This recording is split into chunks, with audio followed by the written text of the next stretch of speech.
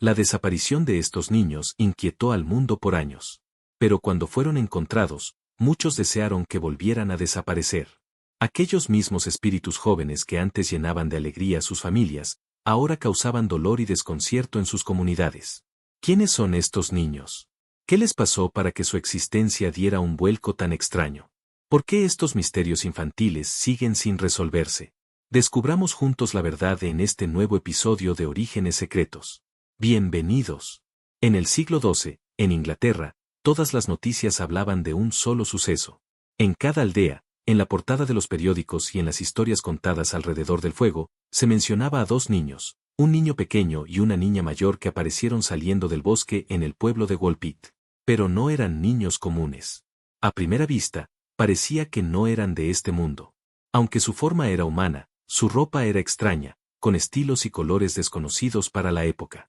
Cuando un campesino local se acercó a preguntarles de dónde venían, ellos no entendían ni una palabra. Y cuando intentaban hablar, solo salían sonidos incomprensibles. Pero eso no era lo más impactante. Lo que realmente sorprendió a los aldeanos fue su apariencia. Tenían la piel verde, de un verde brillante que parecía brillar en la oscuridad. Los niños fueron llevados a la casa de un noble caballero, Sir Richard de Calne, considerado el hombre con más recursos para cuidarlos. Fue gracias a sus cuidados que muchos escritores e historiadores recogieron la historia de estos niños misteriosos. En la casa de Sir Richard, los detalles siguieron apareciendo. No importaba qué comida les ofrecieran, los niños no podían comerla y permanecieron varios días sin probar bocado. Hasta que les dieron unas vainas verdes crudas, y las devoraron con alegría, como si fueran su comida favorita. Durante meses sobrevivieron solo con esas vainas verdes.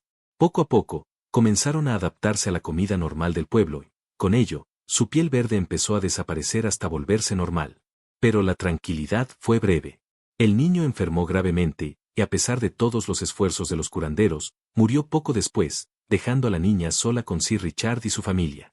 Para entonces, la niña ya había aprendido a hablar inglés lo suficiente para contar su historia. La niña, que más tarde llamaron Agnes, explicó que ella y su hermano venían de un lugar donde no había sol, y la luz era tenue, como al anochecer. Contó que estaban cuidando el rebaño de su padre cuando encontraron una cueva extraña. Curiosos, entraron y escucharon unas campanas con un sonido bello y extraño que los atrajo. Al seguirlas, entraron a un mundo diferente y no pudieron regresar. Agnes describió su hogar como un pueblo subterráneo llamado Tierra de San Martín, donde todos tenían la piel verde y nunca veían la luz del día. Aunque hablaba con sinceridad y brillo en sus ojos, su historia no encajaba en ningún lugar de la tierra conocida. Los aldeanos idearon muchas teorías para explicar la procedencia de los niños verdes. Algunos decían que eran hadas de un mundo mágico al que solo se podía entrar o salir por esos bosques. Otros pensaban que venían de otro universo con un clima diferente, explicando su idioma extraño, ropa inusual y rechazo a la comida común. Una teoría más reciente sugiere que podrían ser extraterrestres que llegaron por error, lo que justificaría su piel verde y comportamiento extraño. Aunque el misterio ocurrió hace siglos, sigue fascinando porque existen relatos de testigos y del propio Sir Richard, el cuidador de los niños. Entre estos relatos, el del cronista Ralph de Coesal es considerado el más cercano al evento, aunque con detalles exagerados que aumentaron el misterio en vez de aclararlo. Otro escritor, Guillermo de Newburgh, escribió con más objetividad, pero vivía lejos y sus datos se consideran menos confiables. Así, la historia de los niños verdes de Woolpit sigue siendo un enigma que mezcla leyenda, misterio y tal vez un poco de magia. Los escritos de ambos cronistas eran parecidos. Se reportó que Agnes permaneció muchos años bajo el cuidado de Sir Richard antes de casarse con un funcionario real llamado Richard Barre. Sin embargo, la incógnita sobre el origen de estos niños sigue sin resolverse. Los científicos modernos han atribuido su piel verde a una condición llamada clorosis, un tipo de anemia por deficiencia de hierro, que creen pudo haber afectado a los niños tras vagar por el bosque sin una alimentación adecuada. Esta explicación cobró fuerza cuando los historiadores sugirieron que los niños podrían haber sido refugiados flamencos escapando de la batalla de Fornam que ocurría en ese entonces. ¿Y si huían huérfanos de la guerra buscando refugio en Woolpit para salvar sus vidas? Esta teoría fue ampliamente aceptada, hasta que otro historiador la desmintió. Si los niños realmente fueran refugiados flamencos y hablaran neerlandés, un hombre educado como Sir Richard de Calne seguramente lo habría reconocido. Y así, las especulaciones y teorías no cesan para intentar explicar quiénes eran estos niños, de dónde venían y cuál era su misión. Hasta hoy, el misterio de los niños verdes de Woolpit sigue sin resolverse. En abril de 1922, en la ciudad de Bretaña, Francia, ocurrió un evento perturbador. Pauline Pear, una niña de apenas 2 años, desapareció repentinamente de su hogar sin dejar rastro, sumiendo a su familia en una angustiosa desesperación.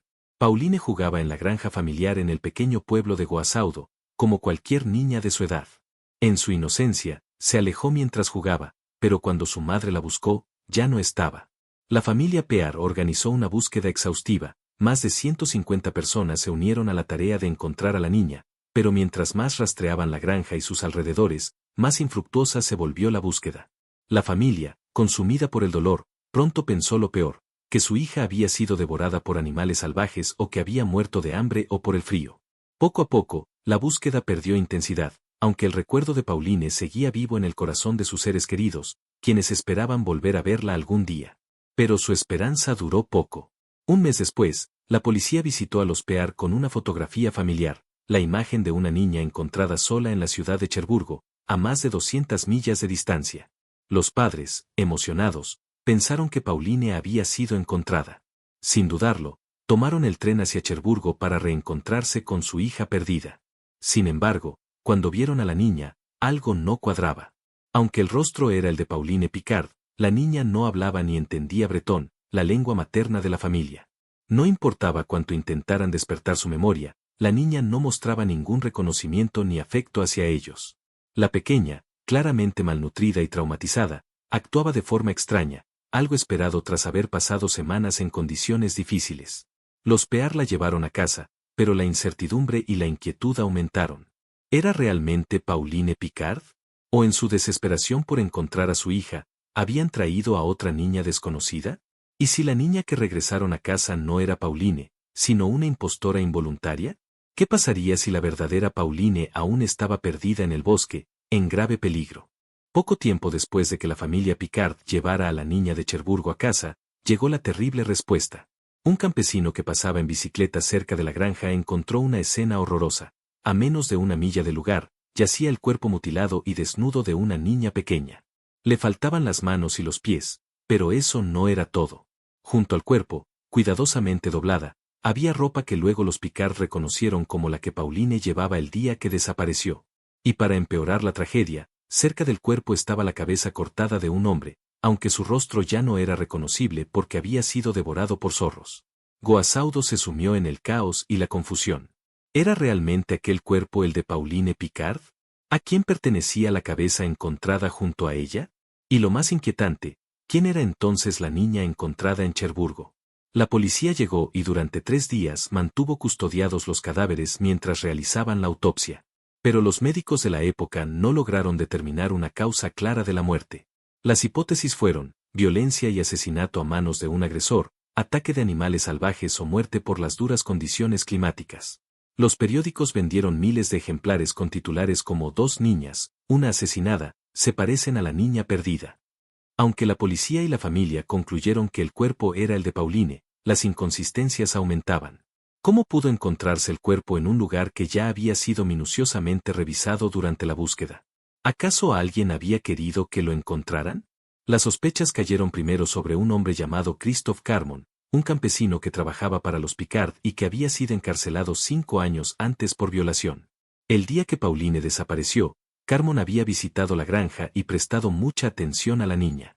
Se decía que solía mimarla y hasta le había prometido buscarle un buen hogar en otro pueblo. Según rumores, ambos estuvieron solos cuando Pauline desapareció.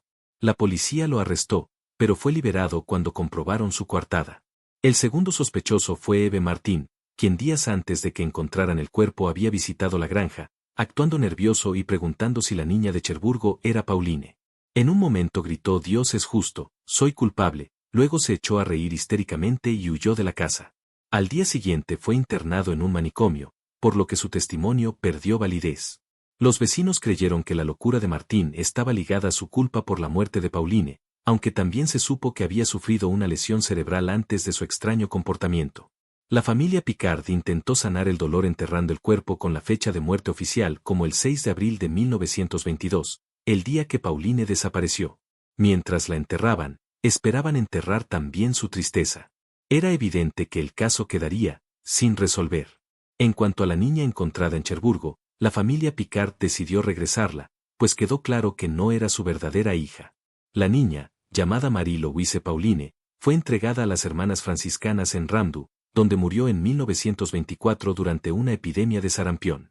Si la historia de Pauline Picard te dejó helado, prepárate para una aún más desconcertante. En 1912, un niño llamado Bobby Dunbar desapareció durante un paseo familiar de pesca.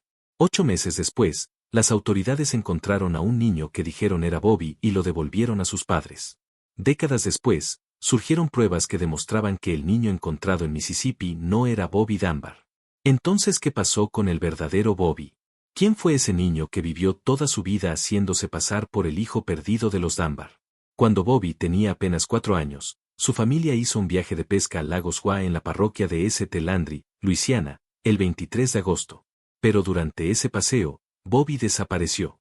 Como en el caso de Pauline, sus padres usaron todos los recursos posibles para buscarlo. La búsqueda duró meses, hasta que al 8º mes apareció la noticia: un niño parecido a Bobby fue visto con un hombre llamado William Cantwell Walters. Los Dunbar estaban llenos de alegría al creer que su hijo había sido encontrado. Pero hubo un problema. Walters, que fue arrestado mientras esperaban a la familia, insistió en que el niño no era Bobby, sino Charles Bruce Anderson. Walter explicó que Bruce era hijo de Julia Anderson, una empleada doméstica que le había confiado al niño para un viaje de 2 días a visitar a un familiar. Pero Walters había estado viajando con el niño por casi un año sin permiso. Los Dunbar no creyeron nada y viajaron de inmediato para ver a su supuesto hijo. Un periódico contó que cuando el niño vio a Leslie Dunbar, su madre, gritó «mamá», y la abrazó. Pero otros reportes dicen que Leslie no estaba segura de que el niño fuera realmente Bobby. Algunos dijeron que el niño reconoció a Alonzo Dunbar, el hermano menor, mientras que otros negaron que lo hiciera. El asunto llegó a juicio para resolver a quién pertenecía el niño perdido. Julia Anderson tuvo la oportunidad de identificar a su hijo. Sin embargo, 5 niños fueron mostrados, y ella no pudo señalar con certeza quién era Bruce. La noticia se difundió como pólvora. ¿Cómo podía una madre no reconocer a su propio hijo a simple vista?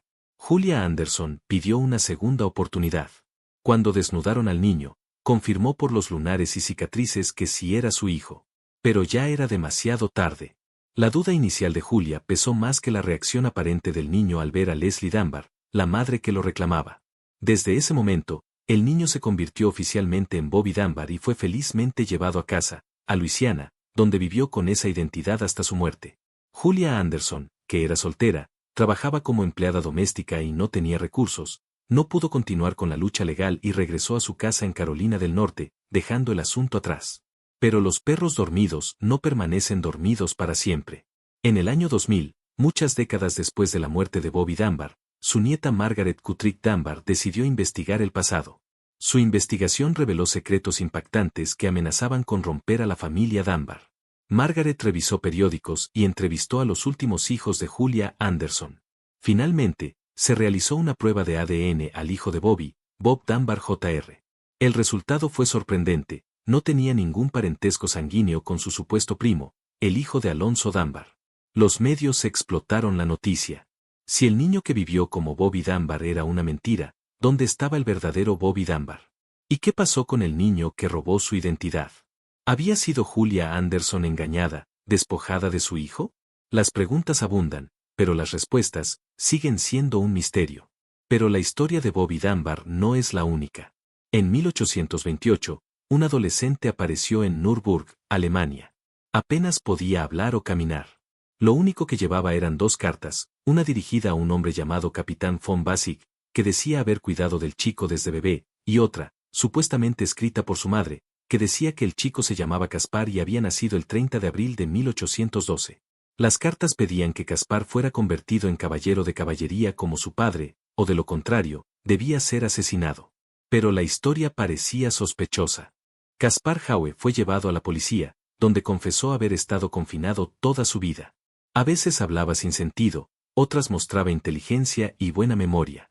Físicamente, era enfermizo, pero podía subir más de 90 escalones por sí solo. Su extraña conducta y dieta limitada a pan y agua generaron muchas teorías sobre su verdadera identidad. Fue puesto al cuidado de un maestro y filósofo llamado Frederick Dahmer, donde empezó a aprender y mejorar. Pero en octubre de 1829, su situación cambió. El 17 de ese mes, Caspar fue encontrado sangrando por una herida en la cabeza. Dijo que un hombre encapuchado, parecido a quien lo había traído a Nürburg, lo atacó. Muchos pensaron que se había autoinfligido la herida para llamar la atención. En 1830, 6 meses después, volvió a ser hallado con una herida superficial en la cabeza. Esta vez dijo haberse disparado accidentalmente intentando alcanzar un libro donde había una pistola. El 9 de diciembre de 1833 sufrió otro ataque, el último. Contó que un extraño lo llevó a un jardín y lo apuñaló en el pecho, entregándole un bolso con una nota que decía que Caspar podía describirlo y decir de dónde venía. La nota mencionaba la frontera bávara y el nombre ML. Caspar murió 3 días después, murmurando palabras incoherentes, como cuando fue encontrado. Esta es quizá la historia más extraña. ¿Quién era realmente Caspar Hauer? Algunos pensaron que era un príncipe perdido, otros que era un impostor buscando fama. Estas son las historias de los misterios infantiles más desconcertantes que aún no tienen respuesta. Los niños verdes de Wolpit. La confusión de Pauline Picard. Bobby Dunbar, el niño que vivió toda su vida siendo una mentira. Y el enigmático Caspar Hauer, cuya verdadera identidad sigue siendo un misterio. ¿De dónde vinieron estos niños? ¿Hubiera sido mejor para ellos nunca haber sido encontrados? Si disfrutaste este video, por favor dale like y suscríbete para ser el primero en ver más historias como estas. Mantén la mente abierta, y hasta la próxima.